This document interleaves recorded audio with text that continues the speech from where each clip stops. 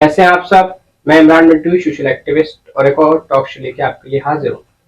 जैसे कि आप देख रहे हैं, आज हमारे टॉक शो में जो मेहमान हैं वो डॉक्टर अंशु सक्सेना, जो एक सोशल एक्टिविस्ट भी हैं और साथ में डॉक्टर भी हैं।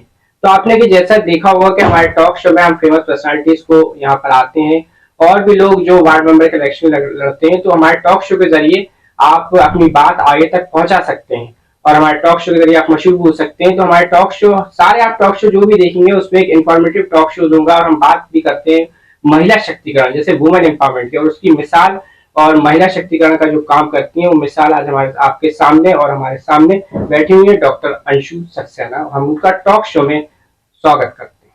Thank you so much.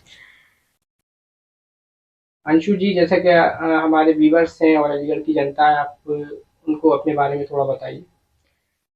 मेरा नाम डॉक्टर अंशु सक्सेना है और प्रोफेशन से मैं एक मेडिकल ऑफिसर हूँ गवर्नमेंट सेक्टर में। अर्बन प्राइमरी हेल्थ सेंटर पला साहिबाबाद पे मेडिकल ऑफिसर इंचार्ज। और उसके अलावा मैं बहुत पैशनेट हूँ म्यूज़िक के लिए, डांस के लिए। मैंने प्रभाकर भी किया हुआ है कथक में, और म्यूज़िक भी सीख रही हूँ फिलहाल, वोकल, हिंदुस्तानी वोकल। हाँ, इनके बारे में ये जो शख्सियत बैठी है हमारे टॉक शो में, मैं आपको बताना भूल गया था, ये डांसर भी हैं साथ में। मतलब ये कह सकते हैं कि मल्टी टैलेंटेड पर्सनालिटी हमारे आज टॉक शो में बैठी हुई है।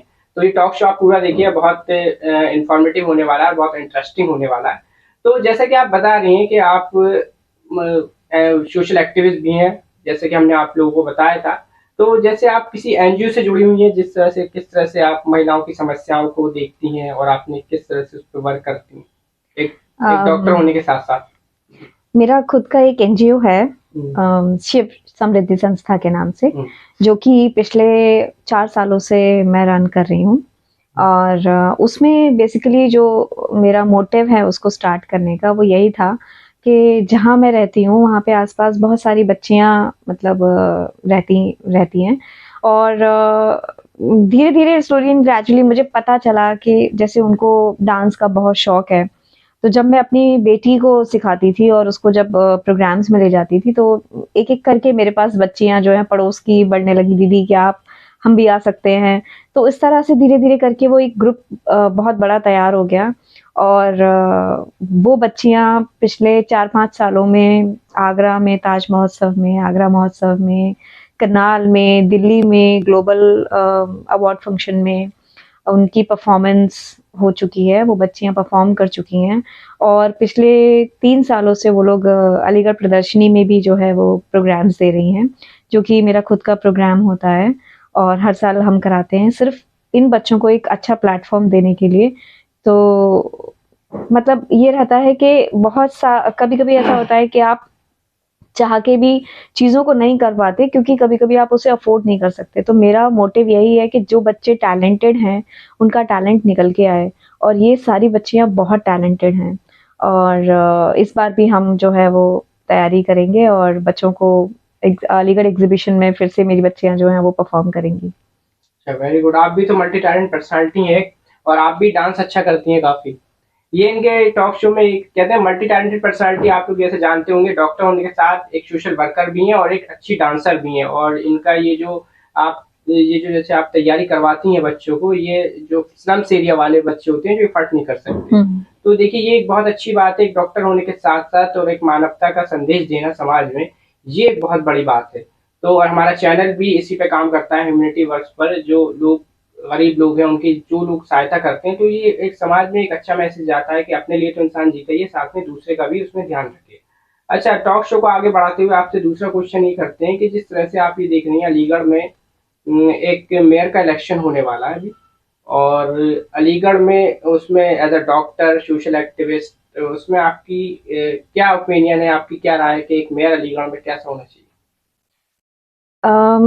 कोई भी पॉलिटिशियन मेरे हिसाब से एजुकेटेड होने चाहिए और सोशल वेलफेयर में इंटरेस्टेड होने चाहिए।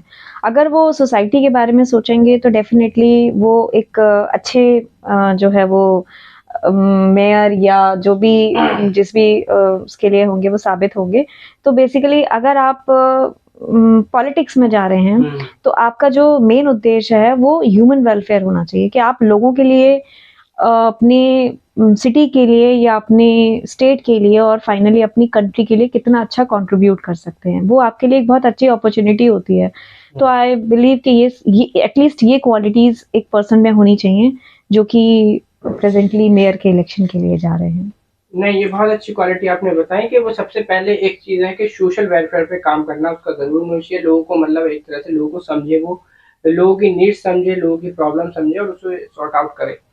अच्छा, उसके बाद आप ये बताइए, जैसे हमारे टॉक शो में हमारे टॉक शो से और हमारे जो अलीगढ़ की जनता है, अलीगढ़ के लोग हैं जो आपको देख रहे हैं इस टाइम हमारे टॉक शो में, तो आप उनसे क्या अपील करना चाहती हैं? जैसे एज अ डॉक्टर हैं आप, तो उस पे क्या कहना है आपका?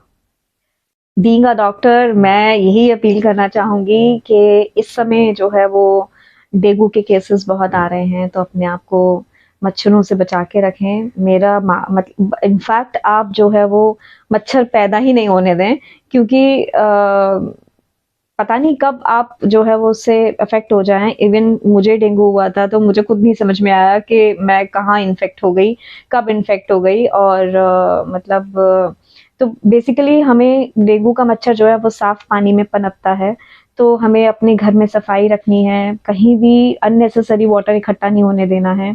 एक चम्मच पानी भी काफ़ी होता है, डेंगू के मच्छर का लार्वा उसमें बन जाता है। तो इसीलिए हमें घर में, घर के अंदर और घर के बाहर, अगर हर एक व्यक्ति अपने घर के अंदर और घर के बाहर जो है उस चीज़ का ख्याल रखे, तो फिर मैं नहीं समझती कि कहीं बहुत ज़्यादा किसी भी डिपार्टमेंट को मेहनत करने की ज़रूरत है इस चीज़ पे कि केसेस अगर बढ़ रहे हैं तो अगर मच्छर ही नहीं पनपेंगे तो ये बीमारियां भी नहीं होंगी। तो हमें अपने अपने आप को और अपने बच्चों को बचाने के लिए उनको भी अच्छी हैबिट सिखानी है। अभी तो वैसे भी मौसम चेंज हो चुका है तो फुल स्लीव्स के कपड़े पहनने ही हैं। उसके अलावा सबसे ज़्यादा हमें साफ-सफाई का ख़्याल रखना है। हाँ, ये बहुत अच्छी बात है। और अभी एक अगर हम देखें तो डेंगू का सीज़न भी चल रहा है। तो ये जो आप बता रही हैं ऐसे साफ-सफाई का ध्यान रखें, तो डेंगू का जो मच्छर होता है वो मतलब कहाँ पैदा होता है? कुछ थोड़ा उसके साफ बारे में। पानी में। अच्छा, साफ पानी में डेंगू पैदा का होता है। मच्छर हमेशा साफ पानी में पैदा साफ पानी होता में है। होता है। और बेसिकली हमें फ्रिज में देखना है। फ्रिज में अगर जो हमारी चिलर ट्रे होती है उसमें पानी ना हो, या कहीं भी फ्रिज में पानी इकट्ठा ना हो, या वॉशरूम में कहीं कोई ऐसी जगह जहाँ पे पानी, तो मतलब हम 4-5 दिन, एक हफ्ता चाहिए होता है उस लार्वा को कंप्लीट मच्छर बनने में। तो अगर हम एवरी संडे, कहते हैं हर, हमारा एक स्वास्थ्य विभाग का एक नारा है कि हर रविवार मच्छर पे वार। तो हर संडे हम उस चीज को मतलब जहां भी हमें लगता है कि पानी भर सकता है, हमें उस चीज को ध्यान देना है और वहां से सब क्लीनिंग करनी है। तो जिन लोगों के घर में एक्वेरियम्स हैं, या जिन लोगों के घर में कहीं भी ऐसा लगता है कि खाली प्लांटर्स पड़े हुए हैं, वहाँ पानी इकट्ठा हो, या किसी बकेट में पानी नहीं होना चाहिए, बहुत लंबे समय तक आप रख के भूल जाएं, किचन में कहीं ऐसी जगह ना हो जहाँ आप पानी रख के, पानी इकट्ठा करके भूल जाएं, जहाँ भी पानी रखें उसे ढक के रखें। और 7 दिन से ज़्यादा उस पानी को आप मतलब कहीं भी जो है वो स्टोर करके ना रखें अननेसेसरीली। चलिए, ये बहुत अच्छी। उसके अलावा एक मैसेज और मैं देना चाहूँगी, बहुत ही इम्पोर्टेंट मैसेज, कि पहले जो है जो बीमारियां होती थी बहुत ज़्यादा वो कम्युनिकेबल होती थी। आजकल जो बीमारियां हैं वो हम नॉन कम्युनिकेबल, यानी कि गैर संचारी रोग जो हैं वो आप देखेंगे हर घर में हाइपरटेंशन या डायबिटीज का मरीज मिल जाएगा। इवन यंग, आप देखिए कि जो यंग लोग हैं वो हार्ट अटैक से मर रहे हैं, उनकी डेथ हो रही है हार्ट अटैक की वजह से या हार्ट डिजीज की वजह से। और छोटे छोटे बच्चों में डायबिटीज की प्रॉब्लम हो गई है, छोटे छोटे बच्चों को उनका ब्लड शुगर लेवल बढ़ जाता है और बच्चों को जो है बीमारियां हो रही हैं। तो आप लोग, मैं आपसे यही अपील करना चाहूंगी कि एज अ पेरेंट्स आप लोग अपने बच्चों को जो है वो जंक फूड से दूर रखें, क्योंकि आजकल जंक फूड जो है वो बहुत ज्यादा हार्मफुल है। नहीं, बहुत ज्यादा बच्चों में ट्रेंडी हो गया है। ट्रेंडिंग हो गई और हार्मफुल भी बहुत। बच्चे जो है स्ट्रीट साइड बहुत चाउमीन और बहुत ज्यादा मोमोज, ये सब चीजें, मतलब जो मैदा से बनी हुई होती है, इन सब चीजों को बहुत ज्यादा खाते हैं और फिर अल्टीमेटली डाइजेशन गड़बड़ होता है और फाइनली हमारा मेटाबॉलिज्म खराब हो जाता है और फिर ये बीमारियां तब जो है हमारे शरीर में पनपनी शुरू होती हैं। तो हमारी डाइट बहुत अच्छी होनी चाहिए और हमें अपने बच्चों को जंक फूड से बचा के रखना है। और जब अगर हमारा खाना पीना और हमारा रूटीन अच्छा होगा, अगर हम अपनी बॉडी क्लॉक को रिस्पेक्ट करेंगे, तो वेरी श्योर कि हम कभी भी, हमें ये इस तरह की बीमारियां हमारे शरीर में कभी भी पनपने नहीं पाएंगी। तो मेरा यही मानना है कि आप अपनी डाइट को जो है वो अच्छे से फॉलो करें, सीजन के अकॉर्डिंग आप अपनी डाइट लें, जो भी सीजन चल रहा है उसके अकॉर्डिंग उस समय जो भी अवेलेबल है, फ्रूट्स, वेजिटेबल्स, जो भी चीज़ें हैं आप उनका सेवन करें और वही आपको बीमारियों से हमेशा बचा के रखेंगे। ये बहुत एक इम्पोर्टेंट मैसेज दिया है अंशु जी ने, जो यहाँ डॉक्टर हैं। तो आप लोग भी ध्यान रखिए अपने घर में, जैसे कि मैम ने बताया कि पानी जमा ना होने दें, क्योंकि डेंगू का मच्छर जो होता है वो साफ पानी में पैदा होता है। तो इस चीज़ का काफ़ी ध्यान रखिए, कहते हैं prevention is better than cure. तो इस चीज़ को आप ज़्यादा से ज़्यादा ध्यान रखिए, और ताकि अपने घर में डेंगू ना होने दें, क्योंकि इस तरह से एक डिजीज़ चली रही है अभी। और बाकी ये है, इस मैसेज को आप ज़्यादा से ज़्यादा शेयर करिए, और अंशु जी का मैं बहुत बहुत शुक्रिया करता हूँ कि वो हमारे टॉक शो में आई, और ऐसे हम टॉक शो और लाते रहेंगे। तब तक के लिए हम आपसे अलविदा लेते हैं। थैंक यू सो मच, मुझे भी बहुत अच्छा लगा कि आपने मुझे इस टॉक शो में बुलाया। Thank you so much. नमस्कार।